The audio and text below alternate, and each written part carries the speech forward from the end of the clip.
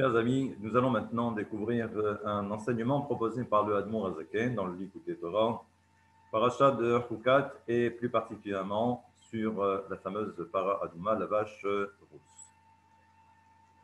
Bien que d'après la Torah, ce commandement est inaccessible à la compréhension ou à l'entendement humain, mais toujours est-il, c'est que nous avons quand même droit à un commentaire qui est proposé déjà d'une part dans le Likutei Torah, mais du Hari Akadosh cette fois-ci, également dans ce qu'on va appeler le Ta'amei Mitzvot, également du Hari Akadosh.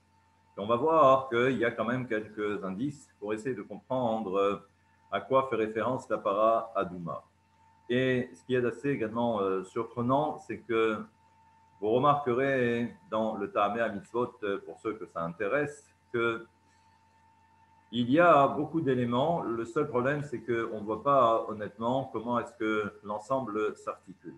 Quelle est la transition entre chaque notion. Et je dois dire honnêtement que j'ai été ravi au plus haut point lorsque j'ai parcouru cet enseignement du Admor Azaken et qui va remettre en perspective l'ensemble de toutes ces notions proposées par le Hari Akadosh. Donc voici cet enseignement. Alors ce n'est pas au tout début parce que c'est un enseignement qui est assez long. Il y a plusieurs, ce qu'on appelle plusieurs otiyot, plusieurs chapitres. Et cela se trouve dans le chapitre ou dans la lettre Gimel. Gimel, la troisième lettre. Et pratiquement au milieu, page 116, pour ceux que ça intéresse. Et voilà donc ce que nous dit donc le Hari Akadosh. Beze ou Inyan Apara Aduma. Voilà en fait quel est le concept, la notion même de la para Aduma, des Kabila Mismola. Et nous savons que la para Aduma fait partie justement du côté gauche, Imprina Pene Shor. Rappelez-vous, nous savons qu'à un niveau supérieur, donc on fait état au niveau du Kisei Akavon, ce qu'on appelle le trône céleste, où il y a ce qu'on appelle l'homme, bien évidemment, et il y a également ces différents animaux dont le shor étant le bœuf. Et nous savons que la para Aduma, et ça on peut très facilement le comprendre, la vache rousse, qui fait référence donc à cette notion de shor que l'on retrouve inscrit sur le trône divin. Mais à ce moment-là, qui appara au Bechinat Nogva de Noga.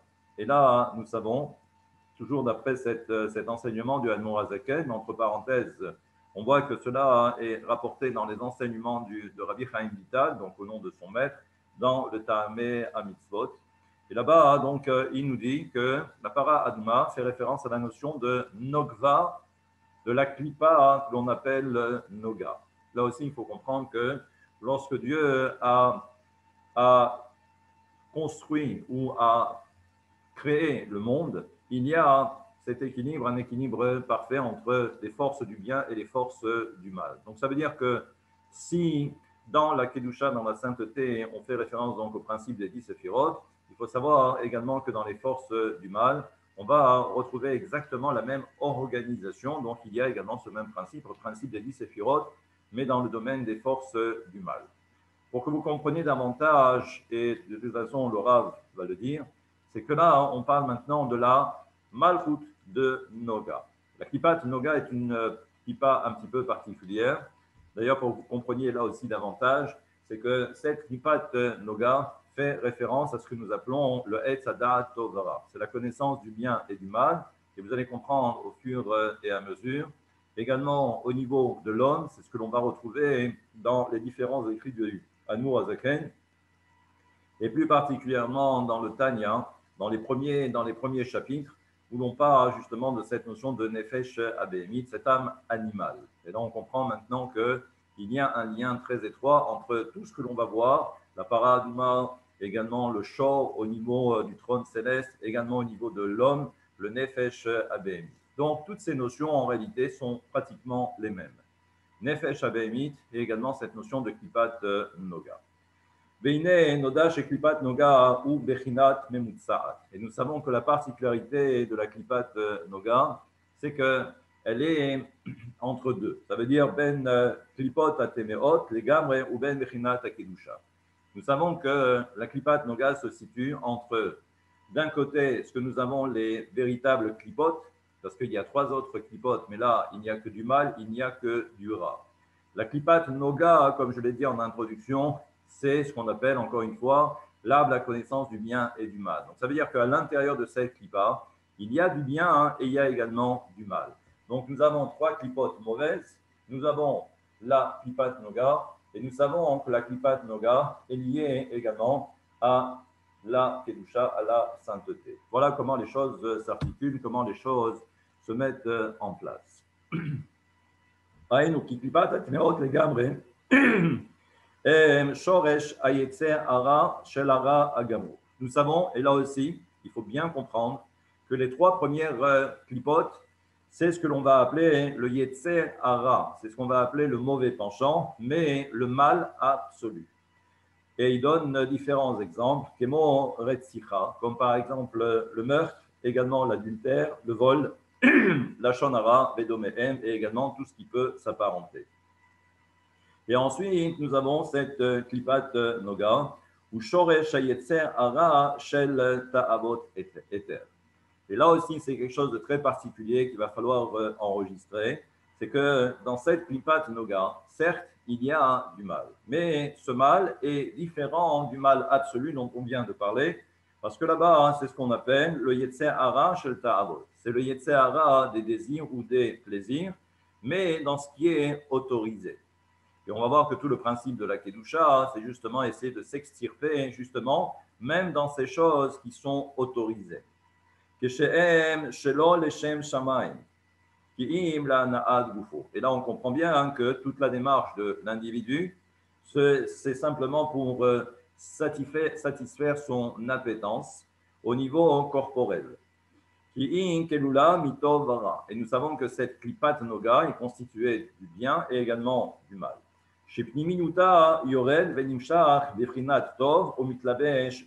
Et nous savons que si on considère que dans cette klipat noga, il y a le bien et le mal, mais il faut comprendre que en fait, le bien se trouve à l'intérieur du mal, comme si le bien s'habillait à l'intérieur du mal.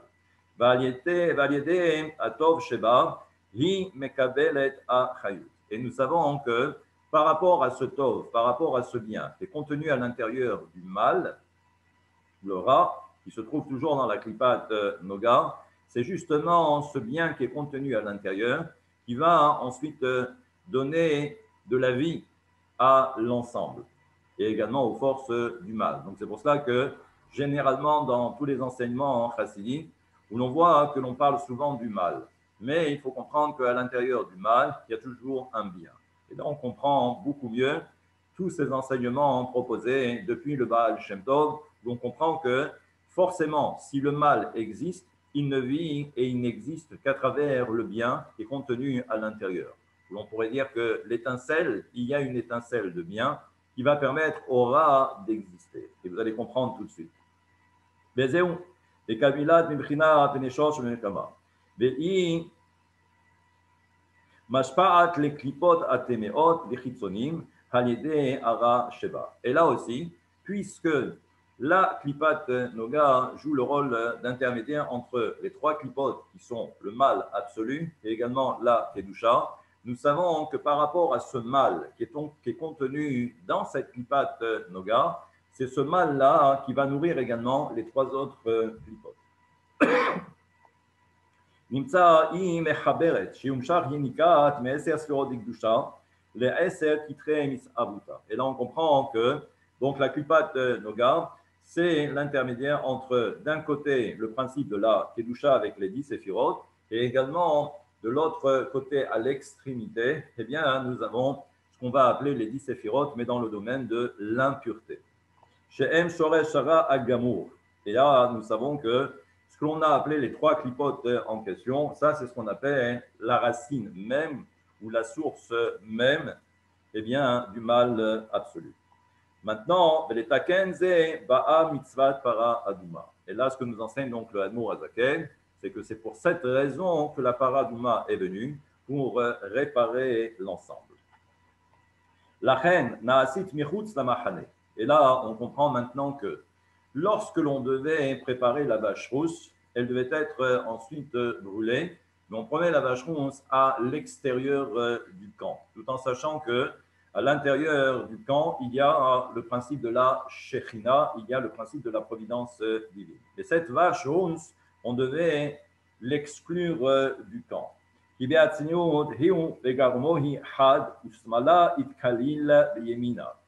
nous savons que l'ensemble du camp, et là, l'image qui est donnée par, par le Hadmour Azaken, c'est de dire que dans le monde de la Hatzilut, et là, ça va nous permettre également de comprendre qu'il y a une grande différence entre le monde de la Hatzilut et les trois autres mondes qui vont suivre. Dans le monde de la Hatzilut, nous savons qu'il n'existe aucune différence entre le Keli, entre le réceptacle et la lumière, et nous savons qu'au niveau de la Hatzilut, et bien que ce soit la gauche ou la droite, tout est inclus. Les deux ne font qu'un. Et là-bas, nous savons que dans le monde de la Hatzilut, les forces du mal n'ont aucune emprise. Les gars, et il faut savoir également que même à l'extérieur de la Bria, pour que vous compreniez davantage, nous savons toujours en mystique que dans le monde de la Hatzilut, il n'y a que du Tov. Dans le monde de la Bria, il y a plus de Tov, il y a plus de bien que de Ra, que de mal. Ensuite, dans le monde de la Yetzira, on va dire que c'est moitié-moitié. Il y a autant de bien que autant de mal. Par contre, dans le monde de la Asiya, qui est le nôtre, nous savons que la propension du mal est supérieure à celle du bien, pour ne pas dire que la quasi-totalité, c'est du mal, et ensuite, une infime partie, il y a du tort.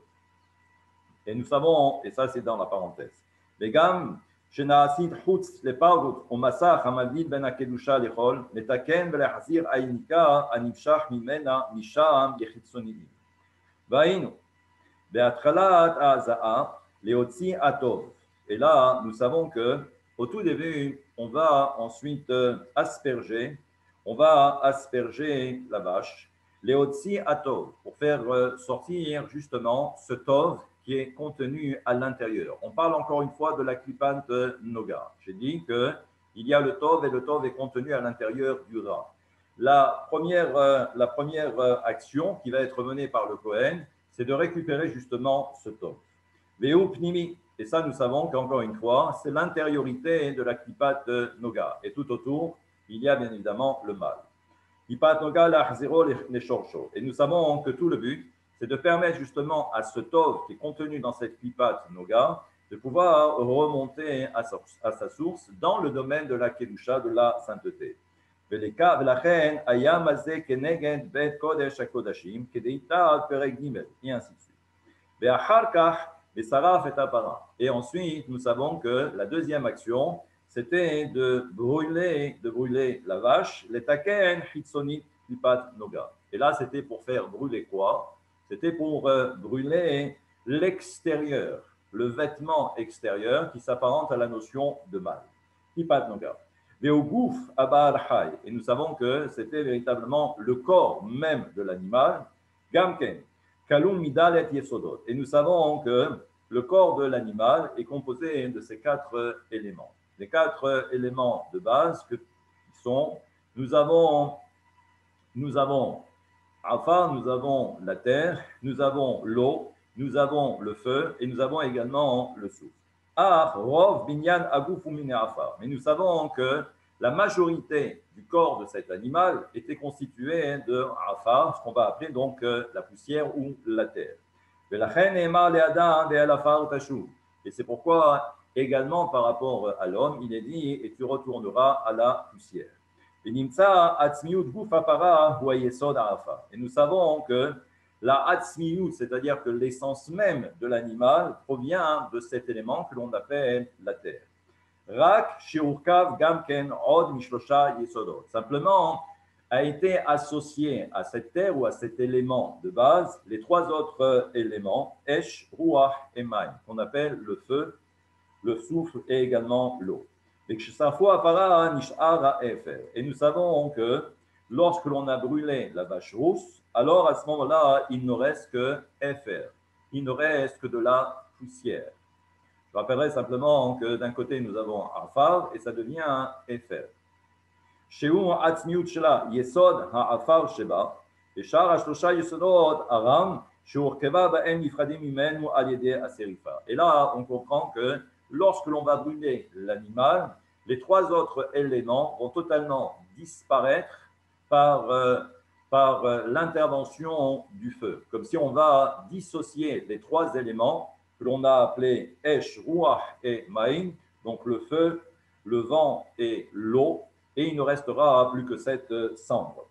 וכן, בנמשל האפר הוא העצמיות של הפרה, כי שורש התאבות קליפת נוגה ומעולם התוהו. Et là aussi, petite précision, c'est qu'il faut comprendre que quelle est l'origine de cette klipat noga? Elle provient de ce qu'on appelle le monde du Tohu. Le monde du Tohu, c'est ce qu'on appelle également Shvirat Akelim. C'est ce qu'on appelle la brisure des vases. Shenaflu Rapach Nitzutzim Beklipat Noga. Et là aussi, et là ça devient de plus en plus clair, c'est qu'en fait, toutes ces étincelles divines dont on parle depuis, qui sont à l'origine de la brisure des vases, c'est que ces étincelles sont tombées dans ce qu'on va appeler la klipat noga. Et là, on comprend que c'est ça qui caractérise justement cette klipat noga grâce au principe même de ces étincelles divines. Donc il dit chez Aliédé, Ashvira Nimshach, Sheit Arbu Bera. Et là, on comprend que lorsqu'il y a eu la brisure, à ce moment-là, eh bien, Sheit Arbu Bera, à ce moment-là, on comprend que les étincelles divines se sont mélangées dans ce qu'on va appeler le mal. Et là, c'est ce que l'on va comprendre, c'est que lorsque les étincelles divines sont tombées dans le domaine des forces du mal, elles se sont mélangées. Et c'est ça, justement, ce principe que nous avons évoqué, c'est cette notion de Arkava. La Arkava, c'est justement la jointure, c'est l'interaction entre les quatre éléments.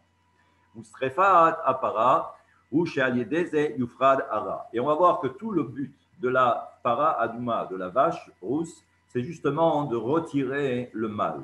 Shenit arev be'anitzutsim, qui s'est mélangé dans ces étincelles divines. Betohu, bistalek me'atov al derer avarat ara. Et on va voir que l'on va récupérer donc ce tov qui était contenu à l'intérieur. Comme le dit le verset, et tu feras disparaître le mal qui est en toi. Et ensuite, grâce au feu, où on a consumé l'animal par le feu, à ce moment-là, on va obtenir de la cendre. Et ça, c'est l'essence même de la chose. Ce sont les étincelles qui proviennent du Tohu, ce monde du Tohu. Et on va voir donc que la cendre, c'est ce qui va correspondre justement à ce mal qui a été extirpé. Et ensuite, grâce à cette cendre, nous avons récupéré ce qu'on va appeler les étincelles. Et les étincelles, c'est justement ce qu'on appelle Efer. Vezeu pirouche Efer apara, shemiprinat par He, naase par Aleph. Et là, on comprend, et ça c'est un des enseignements que l'on retrouve également dans le Ari Akadosh, c'est que au départ, nous avions para. Je rappelle que para, là aussi, ce que nous enseigne le Ari Akadosh, c'est que par, ça fait référence justement à ce qu'on appelle les 5 lettres finales, c'est ce qu'on appelle man sapar, et ça nous donne 280. Mais en réalité, il faut considérer les 5 lettres, et c'est pourquoi donc la lettre He. Et ça nous donne para. Mais on peut remarquer que cette notion de para, donc la vache, ensuite, lorsque on va brûler la para, donc la vache, elle devient ce qu'on appelle Efer. Et ce que nous fait remarquer ici le Admour Azaken, c'est que nous avons par Aleph, parce que Efer, ce sont les mêmes lettres. Simplement, la seule différence, c'est que dans para, nous avons le He à la fin, et dans Efer, ce n'est plus un He, mais c'est un Aleph. Et là, on comprend là aussi que Uvadat Hashem Ayinu. Et on comprend également que grâce à ce principe, ce que l'on vient de dire ici au nom du Admon Azaken, c'est quelque chose qui est rapporté également par le Hari Akadosh. Simplement, il faut comprendre que quand nous avons ce principe des, ce qu'on appelle donc les Chamisha Gvurot, les 5 mesures de Gevurot, de toute façon, on comprend que les forces du mal ne peuvent avoir une emprise que par rapport à ces 5 Gevurot. Et c'est pourquoi, lorsque les Gébourot vont descendre, elles vont descendre, et à ce moment-là, elles vont atterrir dans cette notion de Klipat Noga, parce que c'est là-bas que la Klipat Noga va essayer de récupérer tout ce qu'elle peut récupérer. Maintenant, ce que nous fait remarquer également le Ari Akadosh, et ça c'est une parenthèse, c'est que justement, lorsque les 5 mesures ou les 5 lettres qu'on appelle Mansapar et qui donnent par de 180, lorsque ça descend, à ce moment-là, on doit brûler la para. Et lorsqu'on fait brûler la para, ça veut dire que tout le principe, c'est justement de faire tout remonter l'ensemble. Et on comprend que lorsque l'on fait remonter l'ensemble vers sa source, autrement dit la séphira de Bina, eh bien, nous comprenons que tout devient ce qu'on appelle Echad. Parce qu'à l'origine, les 5 ne font qu'un. Et c'est ça tout le principe. Et on comprend que quand ça descend, c'est 5. Et ensuite, quand on fait brûler, c'est qu'on a été capable de réunir l'ensemble pour que ça devienne Echad, ça devient 1. Autrement dit, la lettre Aleph à travers le mot Efer. Je referme vite cette parenthèse. Et là, donc, le Hanour Azaken continue et il nous dit Uba'avodat Hashem. Maintenant, dans le service divin, Païnu ki amidot denefesh abeimi. Nous savons que, puisque j'ai dit tout à l'heure que même dans la klipat, ce qu'on a appelé la klipat noga, il y a également les 10 séphirot. Il faut savoir que ce qu'on a appelé également le nefesh abeimi, l'âme animale, il y a également dans l'âme animale ce qu'on va appeler les midot, ce qu'on va appeler les traits de caractère. D'ailleurs, c'est ce qui va définir les traits de caractère de l'individu. Hem gamken miklipat noga, elles proviennent justement, ou ils proviennent les traits de caractère de cette notion de klipat noga. Mais shoresh shorshan me'olam ato. Et encore une fois, il faut comprendre que la racine de l'ensemble provient de ce monde du tohu, encore une fois, les vases brisés. Et tout le travail, c'est de brûler et de faire disparaître le mal qui est contenu à l'intérieur.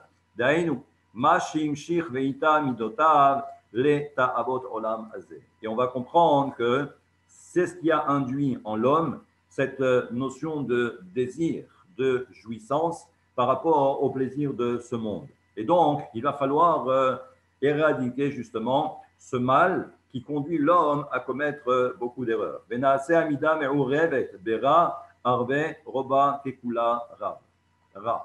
והיינו בהפריד הלבושים צועים שהם התאוות שאיתה ליבו עליהם, בל יזכרו, בל יפקדו ולא יעלו על לב והרשעה כולה כעשן תכלה. Et donc on comprend que tout le travail, c'est justement d'éradiquer ce mal qui est à l'origine de tous les problèmes, de toute cette notion de concupiscence, les plaisirs, les désirs, les fantasmes. Et ça, il va falloir faire disparaître tout cela.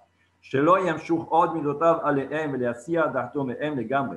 ואז אחר כך, עצם המידות דנפש אמיתית יועברו לקדושה ממש. Et là, on va comprendre que même cette notion ou ces traits de caractère qui sont liés à cette notion de nefesh abémite, à ce moment-là, lorsque l'homme travaille ou se travaille, à ce moment-là, l'ensemble va se transformer l'ikdusha en sainteté, mamash, liot misé ahava. אך מכל מקום באמת כך הוא, וכאשר הכלים של הרצון לנפש הבהמית יכלו וישרפו, דהיינו להיות עוצם עיניו נראות ורע, ומחשבתו מלערער רק האפר הוא הרצון. Et là, on comprend que עצמו אז יוכל להתאפר להיות רצון זה עצמו לשם. וזהו בחינת ומדרגת תשובה מאהבה. Et là, on comprend que quand on a parlé justement de cette notion de para-aduma, où l'on a tout brûlé, et il ne reste que cette notion de Efer, on comprend que cette notion de Efer, puisque l'on a parlé des midot, ce sont les midot qui conduisent l'homme malheureusement à commettre des erreurs. Mais lorsque l'on va brûler l'ensemble, à ce moment-là, on va obtenir que le nek plus une trace, c'est-à-dire ce qui est à l'origine de l'ensemble. Parce qu'il y a les midot, mais il faut comprendre que les midot n'interviennent que lorsqu'il y a ce fameux ratson. Le ratson, encore une fois, c'est la volonté. Malheureusement, après, cette volonté va s'habiller dans quelque chose de négatif ou dans des traits de caractère négatifs. Et c'est pourquoi, lorsqu'on va brûler l'ensemble, il ne restera plus que le ratson. Mais le ratson en lui-même est quelque chose de tout à fait positif. Et ça, c'est ce que l'on va appeler le Efer. Et là, et là, on comprend que cette notion de Efer, la cendre, C'est ce que l'on appelle le birur, le tri, de ces midot, de ces traits de caractère du nefesh à Behemi. Voilà l'enseignement du Hanour Azaken sur la para Aduma.